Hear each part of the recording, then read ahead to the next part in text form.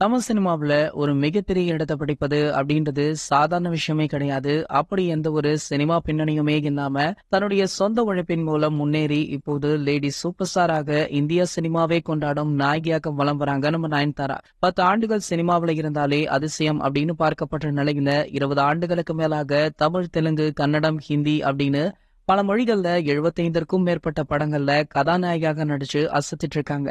2005 வெளிவந்த ஐயா திரைப்படத்துல ஒரு வார்த்தை பேச ஒரு வருஷம் அப்படின்ற பாடலின் மூலம் பட்டி தொட்டி எங்கும் கலக்கி ஃபேமஸ் ஆனாங்க. அதுக்கப்புறம் பாத்தீங்கன்னா நயன்தாரா பயணம் சாதாரணமானது கிடையாது. நிறைய போராட்டம், கஷ்டம் அப்படின்னு அவங்க அனுபவத்துல நிறைய பிரச்சனைகள் இருந்துட்டு இருக்கு.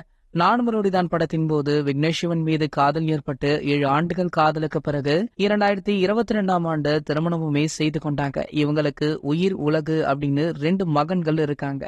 இதற்கு பின்புமே சம பிஸியாக நடிகையாக வலம் வராங்க.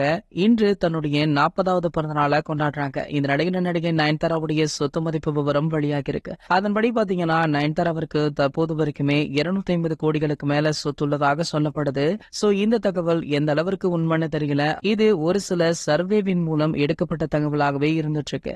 இதனடுத்து பாத்தீங்கன்னா இன்று நயன்தாராவுடைய பர்த்டே பார்ட்டியில நம்ம அஜித் சார் ஃபேமிலியுடன் கலந்து கொள்ள உள்ளார் அப்படின்ற தகவலுமே தற்போது கூடுதலாக வெளியாகி ரசிகர்களை அதிர்ச்சிக்குள்ளாக்கி இருக்கு. அஜித் சார் பொதுவாகவே எந்த நிகழ்ச்சியிலுமே கலந்து கொள்ள மாட்டார் அப்படின்ற ஒரு பேச்சு இருந்துட்டு இருக்கு. இந்த நிலையில தற்போது நயன்தாராவுடைய பார்ட்டியில மட்டும் கலந்து கொள்றாரே அப்படின்னு ஒரு சிலர் கேள்விகளையுமே எழுப்பியிருக்காங்க. இது போன்ற சினிமா செய்திகளை பத்தி நீங்க உடனே தெரிஞ்சுக்க நம்மளுடைய அஜித் டாக்கீஸ் அப்படின்ற நம்ம சேனலை சப்ஸ்கிரைப் பண்ணிக்கோங்க.